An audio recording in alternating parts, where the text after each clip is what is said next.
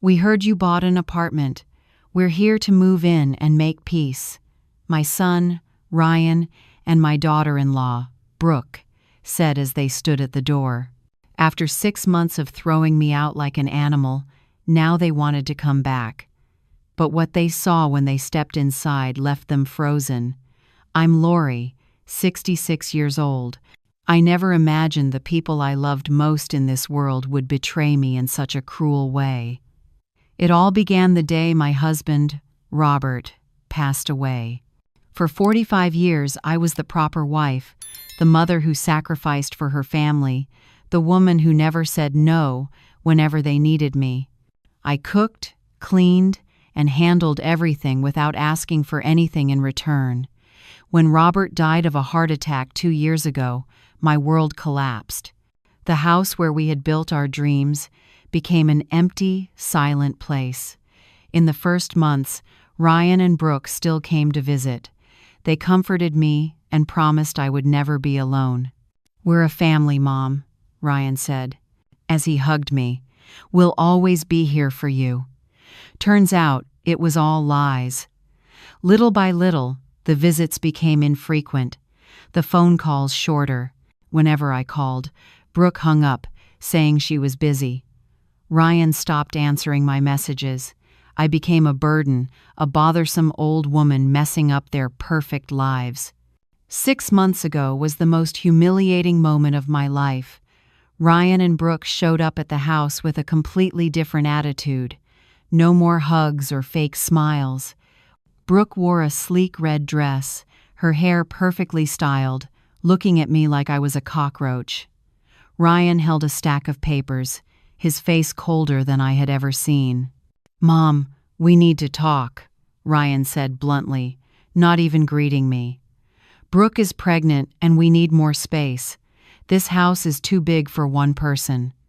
It was like a knife stabbed straight into my chest. "What are you saying?" I asked, trembling. Brooke smiled cruelly. "It means you have to move out. We're moving in here. You can find a smaller apartment, something that fits to your needs."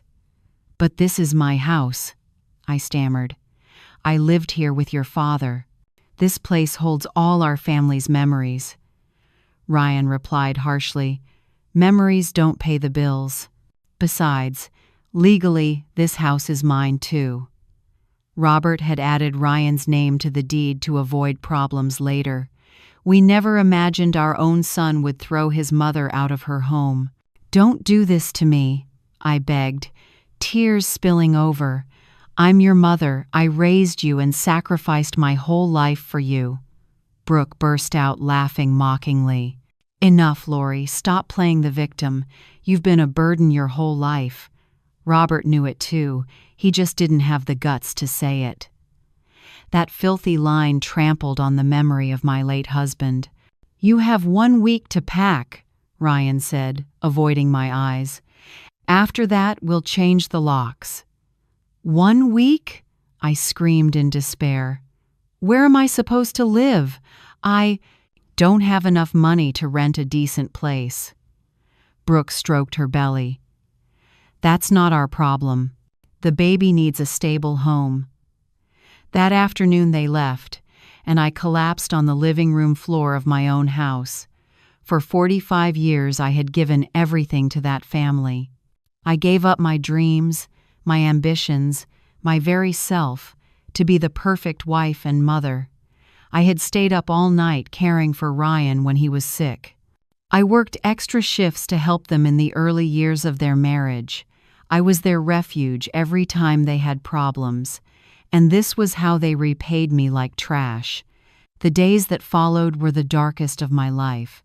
Walking through that house, knowing it no longer belonged to me, tore my heart apart. Every corner screamed memories. There was the table where Robert ate breakfast and read the paper.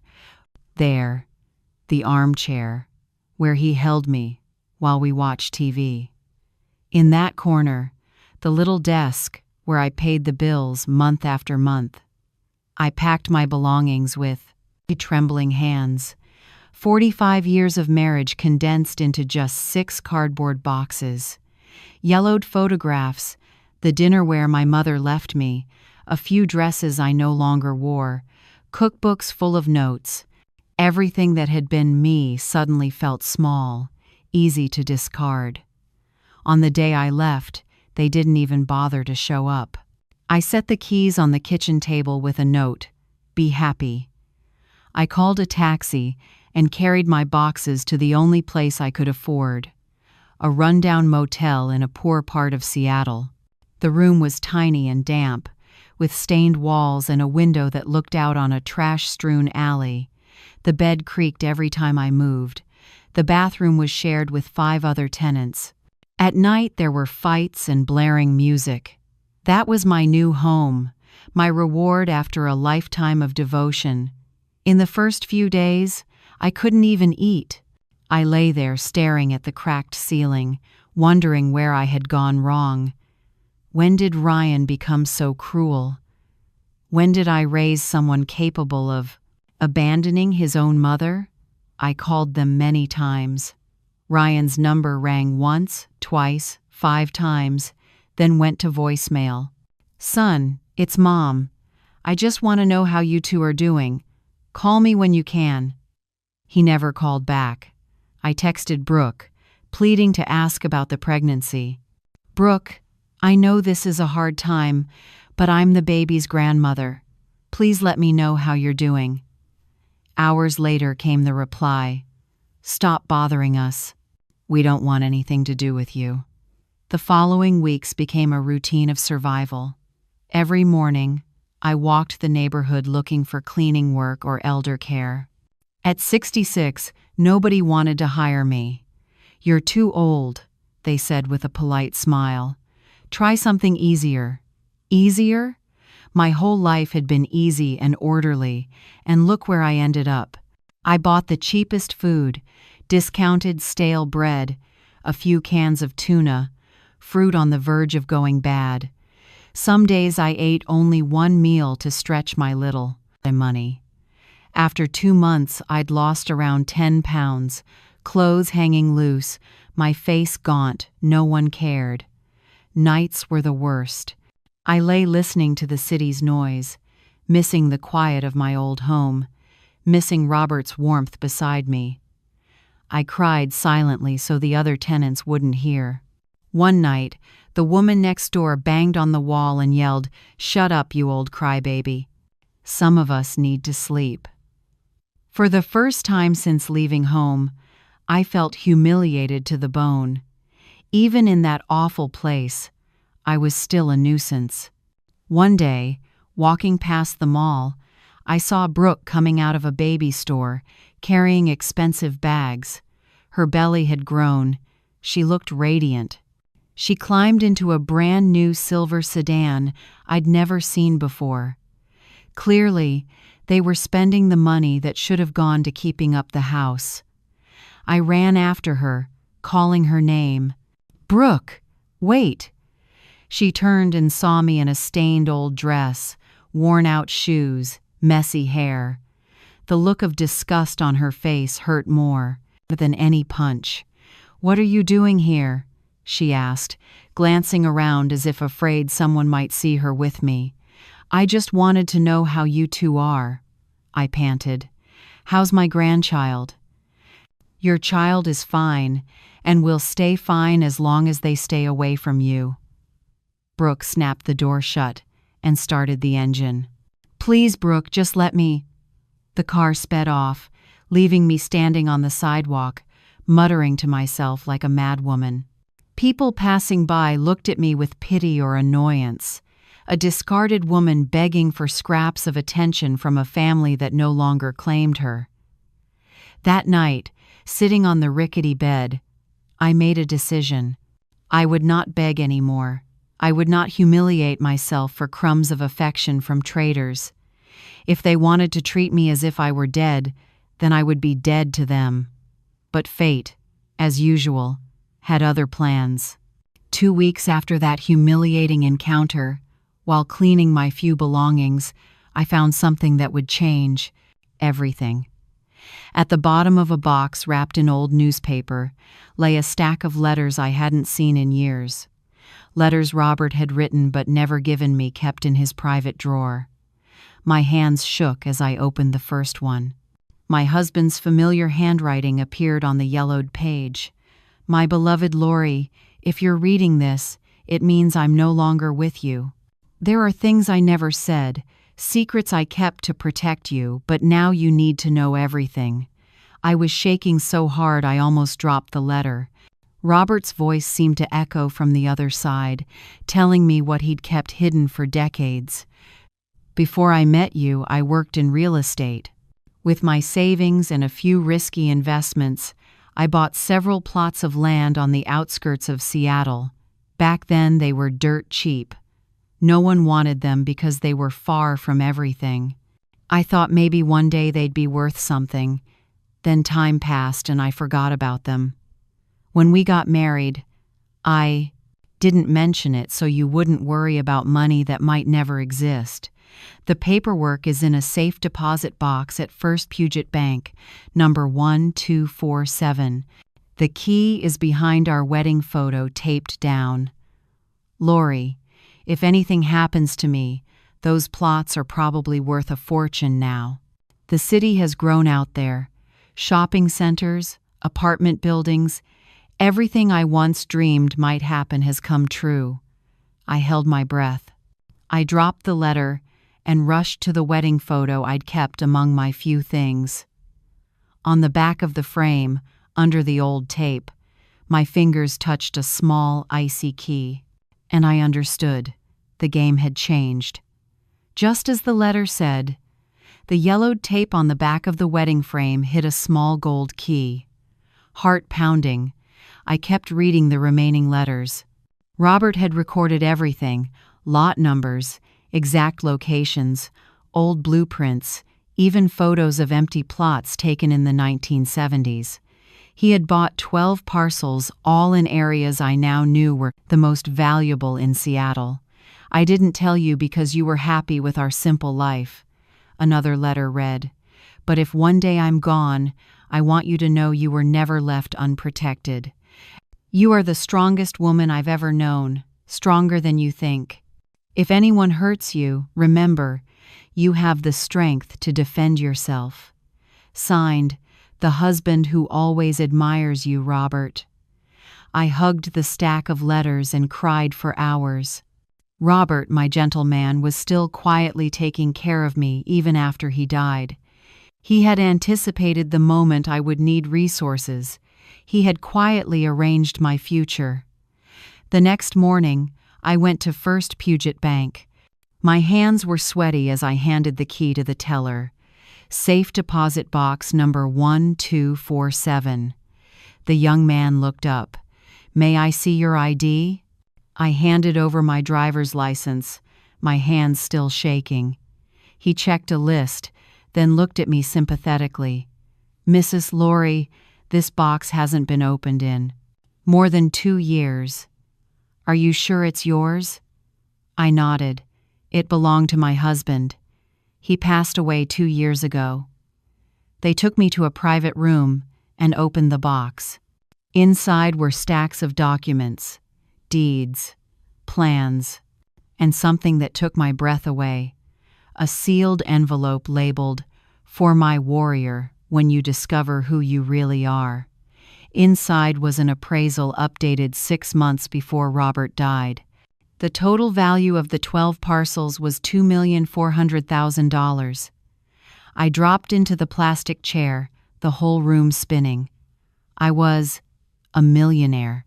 I had been living in a shabby motel, eating leftovers, humiliated by my own family, while an entire fortune was quietly waiting for me. But more important than the money was what it meant. Freedom, agency, the ability to make my own decisions for the first time in decades. That afternoon, I went back to my room and drew up a meticulous plan. No rash moves. Ryan and Brooke had played dirty. They calculated each step to bring me down. Now it was my turn, and I would do it better than they did. Over the next few days, I hired a trustworthy real estate attorney, James Alonzo, and demanded absolute discretion. "I want to sell part of the assets without anyone tracing me as the owner." He nodded. "Do you want to use a corporate entity?" "Yes. A name that can't be linked to me." We formed a shell company called Future Harbor LLC with attorney Alonzo as legal representative. Within 8 weeks, I sold the first 4 parcels, bringing in $600,000. I kept the remaining parcels as long-term investments. From that money, I began a silent metamorphosis, moved to a discreet, clean hotel in downtown Seattle, then into a salon modern haircut, color to cover the gray, manicure, pedicure, skincare. The woman in the mirror was no longer the losing Lori who walked out of a motel. She was a Lori with purpose. I bought a few new outfits, elegant yet low-key, good. Shoes but comfortable, minimalist accessories. I wanted to look like a successful woman, but not draw attention if I happened to run into someone on the street. The next step was to find Ryan and Brooke's weak points. On attorney Alonzo's advice, I hired a private investigator. I asked him to review their finances, workplaces, income, debts, what they were paying on the house that used to be mine. A week later, the results didn't surprise me. Ryan had taken out a mortgage on the house. He owed the bank $10,000 in late payments. His salary barely covered the monthly note, utilities, and Brooke's pregnancy expenses. They were living beyond their means, putting up a shiny facade over empty pockets. Brooke had quit her job to focus on the pregnancy, so they depended entirely on Ryan's income. According to the investigation, the two of them fought about money many times. Neighbors even heard them shouting at night. I pressed my lips together. Greed had pushed them to throw me out now. It would be the rope that tied them up. I didn't rush. I knew. Revenge served cold is always more effective. For a few months, I watched them from a distance, learning their routines, weaknesses, fears. I quietly tailed them when they went shopping, to the clinic, to friends' houses. One afternoon, sitting at a cafe across from my old house, I saw them arguing fiercely in the yard.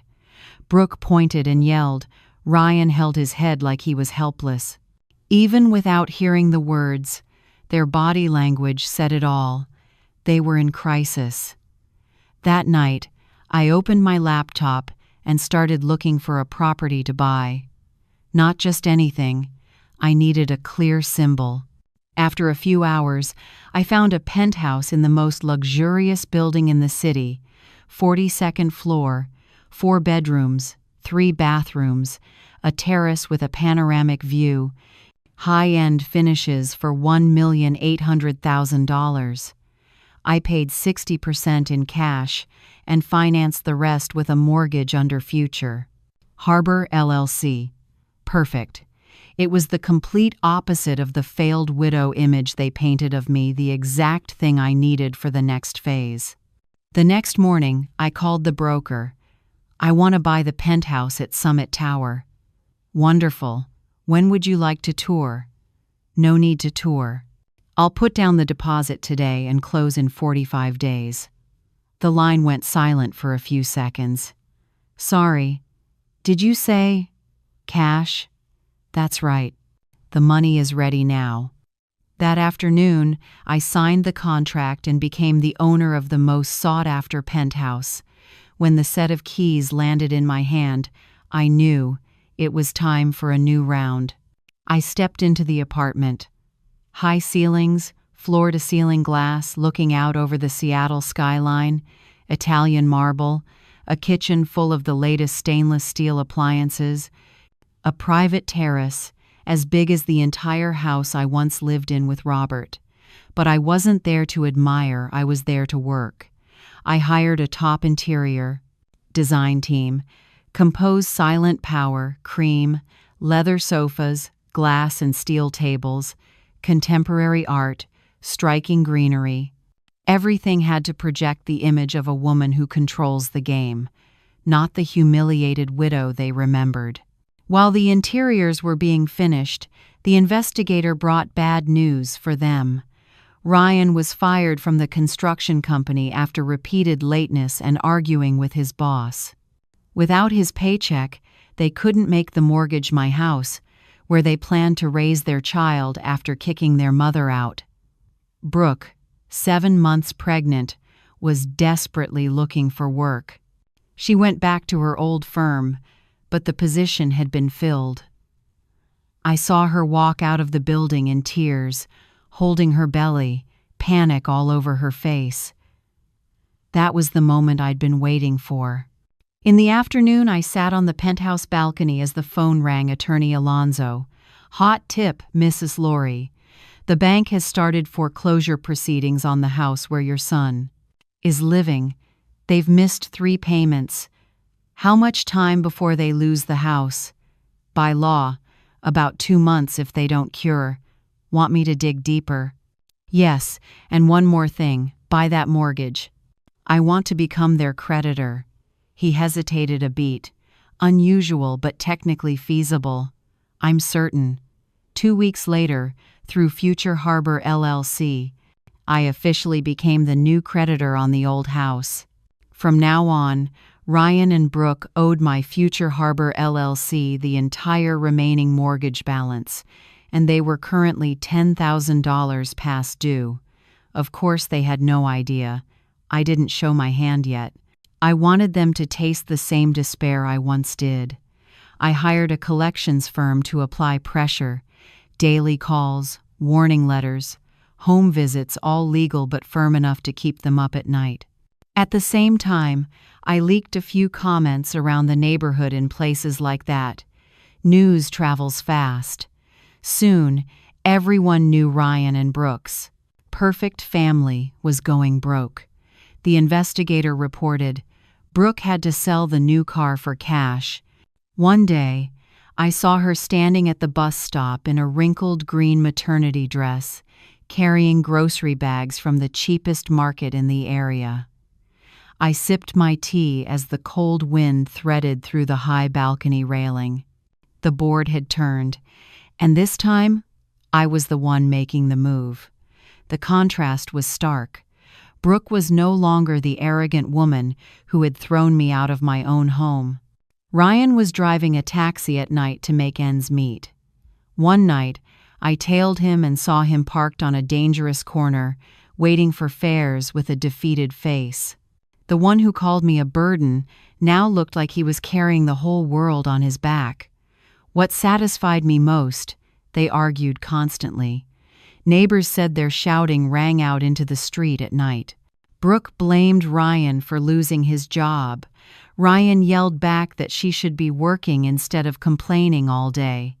Your mother was right. You're useless and will never get better. That line from Brooke, according to Mrs. Benita, my former neighbor, made me realize. Turns out Brooke was closer to my former mother-in-law than I thought, and clearly that woman had a very clear assessment of her own son. It was time for the next strike. I bought the commercial debt tied to the office building where the construction company that fired Ryan was headquartered, becoming a major creditor of the building's owner. It wasn't hard. The previous owner was financially exhausted and wanted to sell fast. I paid cash and became the new landlady. After that, through Future Harbor LLC, I offered a series of lucrative construction contracts to competitors, the bids that would otherwise have gone to Ryan's former company. Slowly, methodically, I cut off every chance for him to return to the industry with a stable job. I signed a 10-year master lease with the building where Brooke used to work, with an option to buy.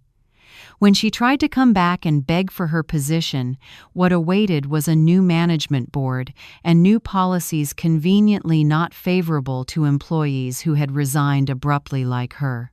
Everything was going according to plan. Only the reveal was missing. One evening, while dining alone in the Summit Tower penthouse, I decided to plant a seed of doubt so they would come to me. I hired an actor to play Robert's old friend. The assignment was clear: run into Ryan in public and blurt out, "I heard Lori lives in a penthouse now. How does she have the money for that?" The plan ran like clockwork. The actor met Ryan at a gas station and delivered the exact lines. That night, Ryan came home with 1,000 questions, clearly starting to suspect he had judged his mother wrong. "No way. Mom doesn't have the money for a penthouse," he told Brooke, according to reports from my network. But the seed of doubt had sprouted. A few days later, I saw them digging for information about me, asking neighbors, calling old acquaintances, even hiring someone to track down where I lived. When they confirmed I truly lived in one of the most expensive buildings in Seattle, Brooke practically hid at home for 3 days to process the information. Ryan was lost, confused, as if the whole world had flipped upside down, and that's exactly what had happened. The woman they tossed out like trash was living a life better than they could ever dream of. The burden they threw out now held power and resources far beyond what they could gather in a lifetime. And the beautiful thing, they didn't know that the financial nightmare had been designed by the very woman they betrayed. Now it was just a matter of waiting. I knew they would come. Desperation, curiosity, and greed would lead them straight to my door. And the call came exactly as predicted. On Tuesday morning, I was having breakfast on the balcony, watching the city wake beneath my feet, when the phone rang with a number I recognized instantly: Ryan. I let it ring 4 times before picking up. I had to sound surprised, as if I hadn't been expecting this call for weeks. "Hello, Mom. It's me, Ryan." His voice sounded different, smaller, shakier, none of the swagger from the day he threw me out. "Ryan, how did you get my number?" I asked, feigning confusion. "Finding you wasn't easy. Mom, we need to talk." "Oh, now you need to talk. Funny. A few months ago you said I was a burden and wanted nothing to do with me." The line went silent, only his heavy breathing. "Mom, things are a mess.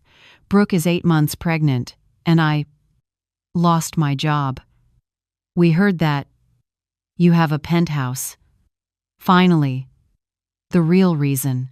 Not family love, not genuine remorse, just financial need dressed up as reconciliation. "A penthouse? Who told you that?" "A friend of Dad's said he saw you. When I left the old house, I had nothing." "Things change, son. The person you look down on most might be the one full of surprises. Could you tell us what happened? Brooke and I are really struggling. Maybe we could come visit you and talk it out?" The brazenness made me pause. After humiliating me, throwing me out, ignoring every call for months now, they wanted to talk because they knew I had money. "Come visit, Mom? Are you sure? The last time we met, you called me a bitter old woman." "Mom, we were so stressed then. We didn't mean it." Lies. They meant every cutting word that day. "All right," I said. "Tomorrow afternoon you two can come. But one condition: no lying. If you come here, you tell the whole truth about what you did." "Yes, Mom. I promise." Another empty promise, but this time every card was in my hand. I gave them the address and told them to come up to the 42nd floor. After hanging up, I sat on the balcony and scripted every detail. The message had to be crystal clear. The woman once looked down on now held all the power. I hired a catering service to prepare an elegant lunch. Not flashy, but refined enough to show my life had completely changed. Salmon, gourmet salads, imported wine, delicate desserts, the very kind of spread Brooke dreamed of hosting but could never afford. I checked every corner of the interior. Fresh flowers in each room, cushions perfectly placed, art lit just right. Every detail said, I had won while they were sinking. Most important was my appearance. I went to the city's most upscale salon, manicure, pedicure, facial, hairstyling. I bought a new beige dress, elegant, not showy, designer shoes, minimalist but expensive jewelry. In the mirror was someone entirely different from the woman who once left that house in tears. The night before the meeting, I called Attorney Alonzo. They're coming tomorrow. I want the mortgage file and the properties I bought around their area ready. Do you plan to reveal that you're their creditor? Not yet. I want to gauge their level of desperation first. But leave all the paperwork out on the table. That night I didn't lose sleep from worry, but from anticipation. I had imagined this moment for months when they would fully grasp the price of betrayal. The next morning, I woke early to do one last sweep of the penthouse. Soft classical music, a few investment books placed artfully on the glass table, the laptop open to a portfolio chart. At exactly 2 p.m., the front desk called, Mrs. Lori, there's a couple here claiming to be your son and daughter-in-law. Send them up. I stood before the living room's glass wall, my back to the door. Looking out over the city, stretching to infinity, I wanted the first thing they saw to be the scale of this view. The private elevator opened, slow, hesitant steps on the marble floor. The doorbell. Come in, it's unlocked, I said without turning around. They stepped in and froze. Silence pressed down. I could feel their shock, their bewilderment, their confusion. Then I turned. Ryan stood on the threshold, mouth open, eyes wandering around the room like he'd landed on another planet wearing old jeans and a wrinkled shirt. Brooke kept a hand on her pregnant belly, her eyes glued to the glass wall, looking down over Seattle, the city where now I was the one standing above. Ryan looked noticeably worn out. Deep, dark circles, several days of stubble. He was no longer the arrogant man who had thrown me out, just a shattered shadow of himself. Brooke stood beside him, heavily pregnant, her face stunned. The yellow maternity dress looked cheap and faded, nothing like the elegant woman from before. Her shoes were worn down, her hair frizzy, her skin the gray pallor of someone crushed by stress. Hello, Ryan. Hello, Brooke. I kept my voice calm. Welcome to my home. Mom, how is this possible? Ryan's voice faltered, his eyes still roaming over the art, the designer furniture, the luxurious finishes. How is it possible, all of this apartment, this life? Brooke stayed silent, but I saw tears rising. Not tears of joy at seeing me again, tears of realizing what they had lost when they treated me like trash. Sit down.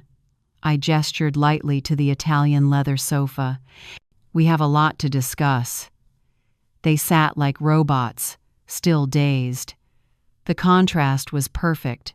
Them broken and desperate sitting in my palace, something they would never reach. Just moments earlier, Brooke had raised her voice. We heard you bought a penthouse. We're here to move in and make peace. But faced with reality, they went rigid. Can I get you something? I asked with the icy courtesy of a perfect hostess. French mineral water, a South American wine I just picked, or specialty whole bean coffee. I deliberately named expensive things so they could hear, with their own ears, my current standard of living. Water. Water is fine, Brooke whispered, wiping her tears. Ryan couldn't speak, still dazed like he'd seen a ghost. I stepped into the stainless steel kitchen and poured water into crystal glasses. Meanwhile, they whispered, "How did she get all this?" "I don't know. When she left the house, she couldn't even afford a decent hotel." "Ryan, did you know your dad had money saved?" "No. Dad never said a word.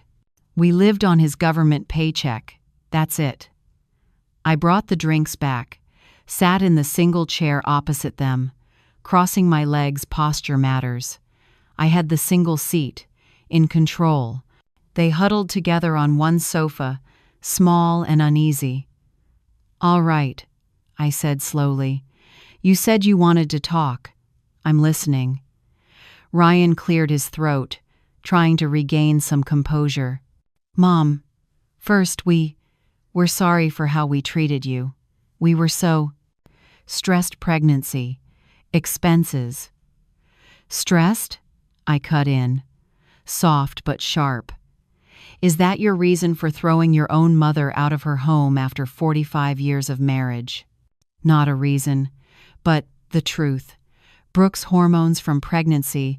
I had pressure at work. Ryan, I used the same tone I once used to teach a 5-year-old. Don't lie. You didn't kick me out because you were stressed. You kicked me out because you thought I was a useless old woman with nothing you could exploit."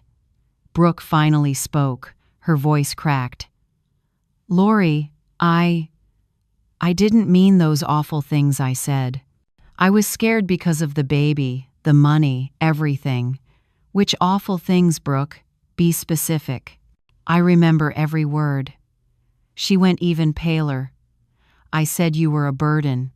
That Robert knew it too, but didn't have the courage to say it. That my child needed a stable home, not the complaints of a bitter old woman." "Good, at least now you're honest." I stood, walked to the glass wall, and turned my back.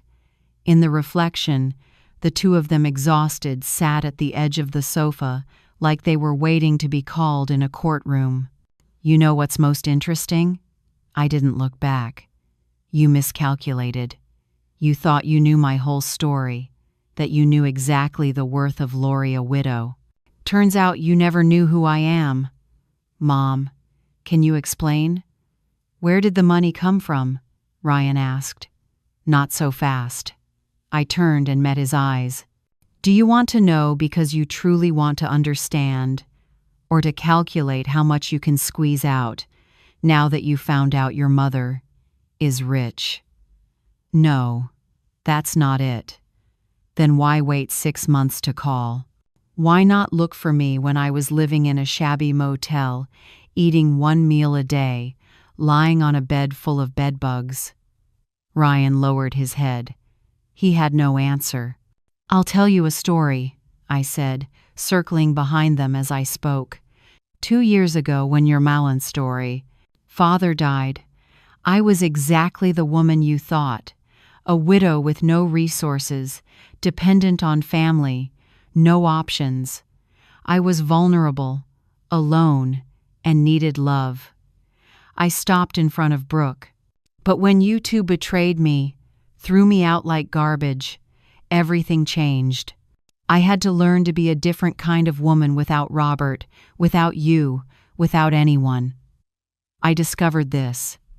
Robert, the husband I loved, had protected me all my life in ways I never knew. He invested, bought real estate, laid out a plan for my future without my knowing. Ryan snapped his head up. "Dad had money saved? Your father left a fortune. Ryan, a fortune that now belongs to me. And you could have shared in it if you were the kind of people who deserved an inheritance." Brooke burst into tears. "Lori, we didn't know. If we'd known Robert left money, then you would have behaved differently, shown me respect, only because I had money." "Is that what you mean, Brooke?" I don't know. I'm so confused. Let me make it clear. You treated me badly because you thought there would be no consequences.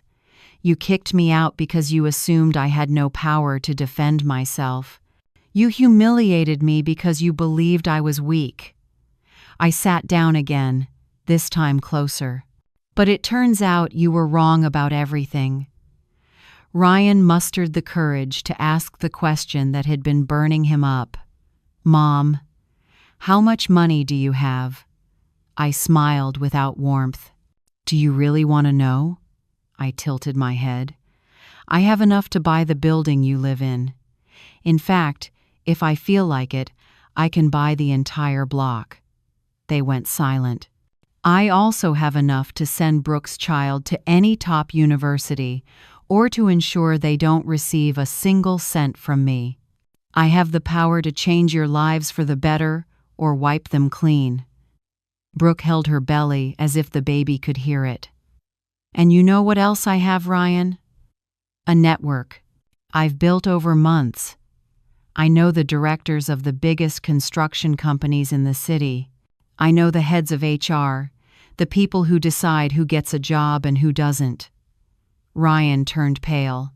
Mom, what are you saying?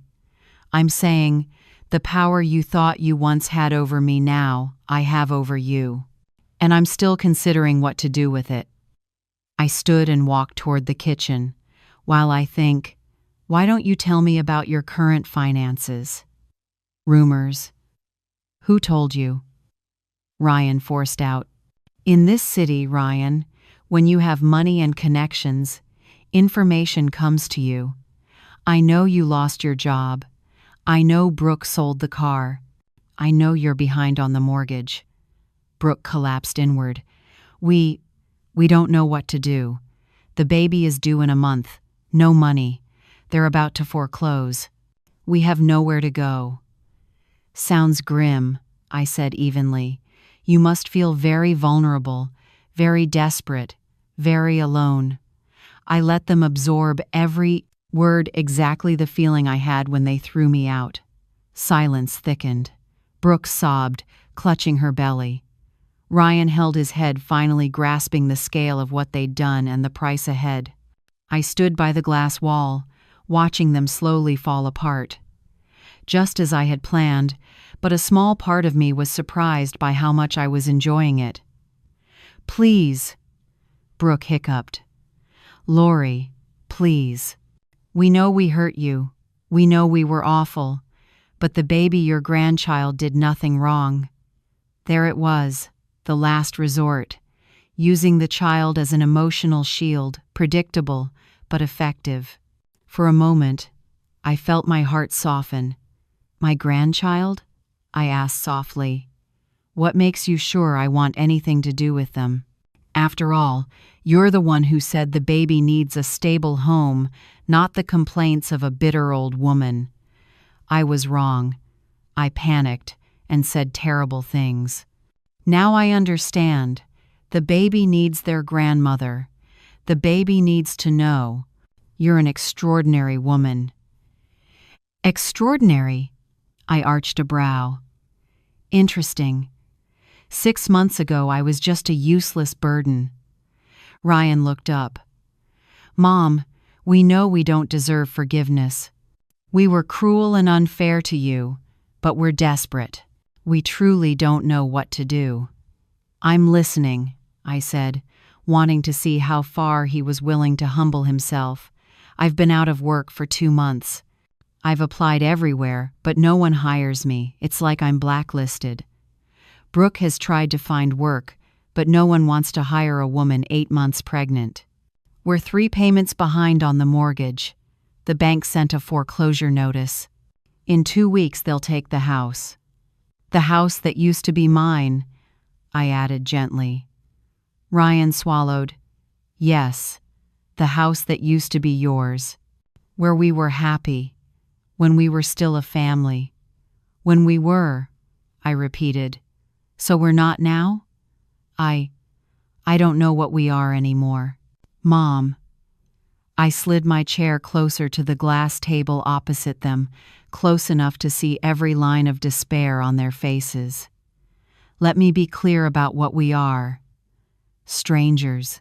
You made that true when you decided I had no value, but there's something more important. You need something from me, and I have the power to give it or not. That is our current family relationship. What do you want from us? Ryan's voice was hoarse. Wrong question. The right one is, what are you willing to trade to get my help? They looked at each other confused. In short, when you thought I had nothing, you treated me like trash. Now that you've discovered I have value, you come asking for help. So what exactly are you putting on the table? We're your family, your son and daughter-in-law, Brooke whispered. No, I said firmly. You lost the right to play the family card the day you threw me out. If you want my help, you have to earn it. How do we earn it? Ryan asked. I stood and slowly circled them like a lawyer interrogating witnesses. From now on, you're no longer relatives who made a mistake. You're debtors who betrayed your creditor. That difference matters. What do we have to do to prove we understand? Ryan pressed. Tomorrow, before you come here, you will visit everyone who was there the day you threw me out, tell the exact truth, and apologize on my behalf. Say, we're here to apologize to Lori because we treated her unfairly, and we want the whole neighborhood to know we admit we were wrong. Ryan swallowed. Everyone? Everyone, especially the neighbors. I want the entire block to know the new owner of this area admits to a grave misjudgment. I smiled for the first time during the meeting. Oh, and I didn't mention this. I've bought 4 units on the block where you live. That area is rising fast, smart investment, which means, from now on, your entire neighborhood is my tenants. And everyone will know why you lost your house. Brooke held her belly as a contraction rolled through. Are you okay? My maternal instinct flicked on. I'm just stressed. The baby kicks hard when I'm anxious. For the first time all evening, my expression softened. No matter what you decide, when it's time to give birth, I'll be there if you need me. The baby is my grandchild. I won't take my anger out on someone innocent. Ryan covered his face. Mom, how did our family end up like this? Because you chose money over love. Because you thought you could treat someone badly without paying a price. Is there any way to fix it? Possibly, but fixing it takes time, real effort, and real change in who you are. I sat facing them again. You have until tomorrow night. Either accept all my conditions or face the consequences on your own. If we accept, will things go back to the way they were?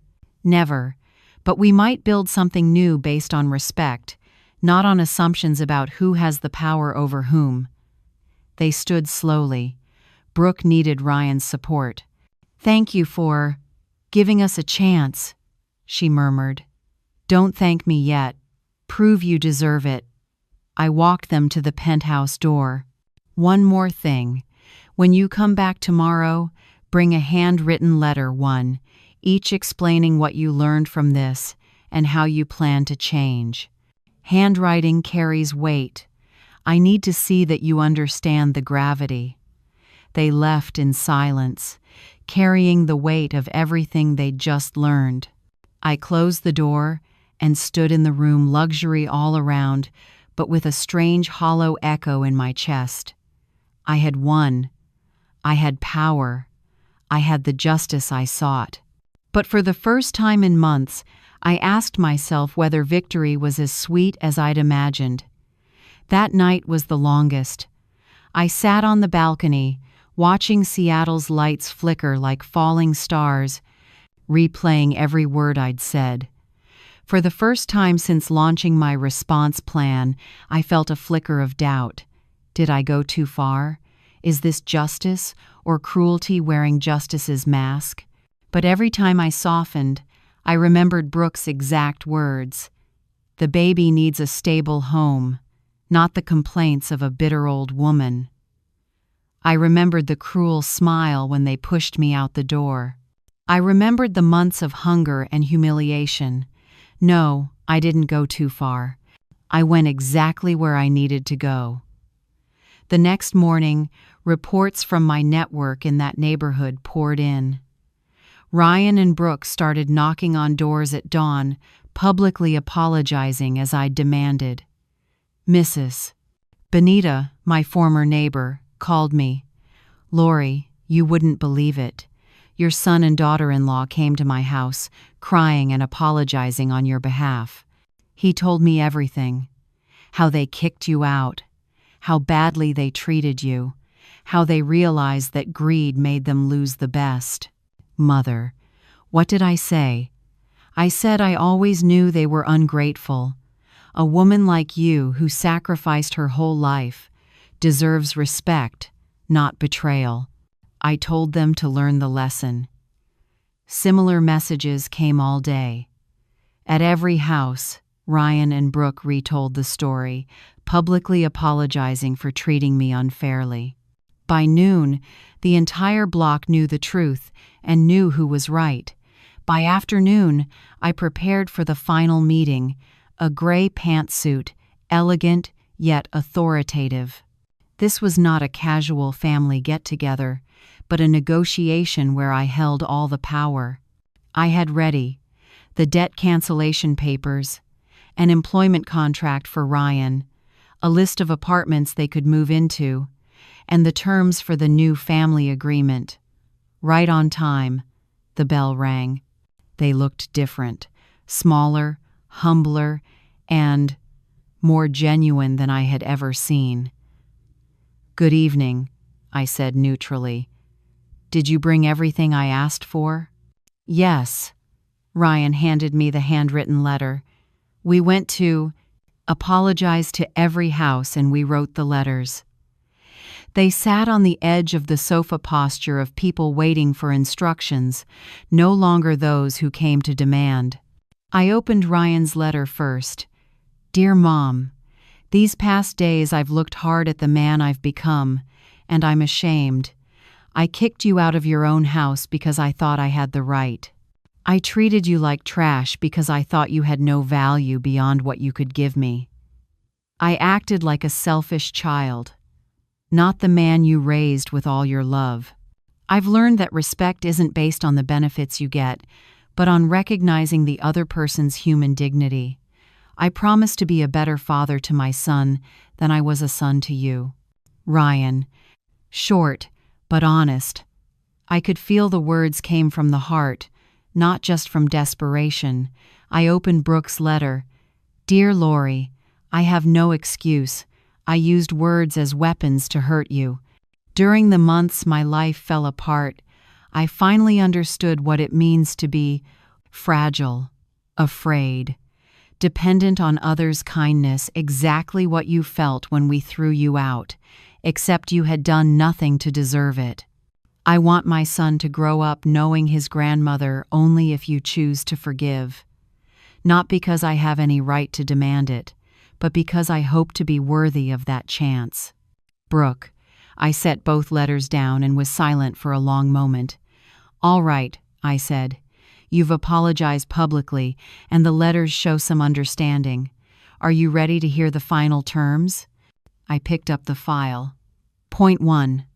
Wipe out the entire $10,000 of past due mortgage. The house is debt-free. They were stunned. Are really? Real. But don't celebrate yet. There are conditions. What conditions? The house will be placed in a trust for my grandchild. You two can live there until they turn 18. After that, they decide the property's fate. Understood. Point 2. Ryan starts work this coming Monday at Meridian Construction, a respected firm in Seattle. Starting salary, $5,000 a month. That's more than double my old salary. That's the value of an employee who's on time, works decently, plus a recommendation that carries real weight. I looked Ryan straight in the eye. Point 3. During the first year, I am your silent supervisor. One single late arrival, one act of swaggering arrogance, One flash of the conceit you showed your mother and you're fired on the spot, with no chance at any major construction company in this city. Clear? Clear, Ryan swallowed. Point 4. Brooke will receive full prenatal care at a top clinic. On my dime. Brooke burst into tears this time with relief. Point 5. When my grandchild is born, I will be there if you want, and I have the right to regular visits. Not as a favor you grant, but as a right I've earned as the grandmother. Yes, of course, they both said at once. I close the file, my voice steel steady. And remember this well. If you reject the terms or try to haggle manipulate, I'll trigger foreclosure immediately. You'll leave the house with nothing. And I'll make sure Ryan can't get a job in this industry in Seattle, Ryan whispered. We understand. Good. I need to be sure you truly understand. I took a slow breath, looking at them. Now sit down, sign here, and start over the right way. Point 6.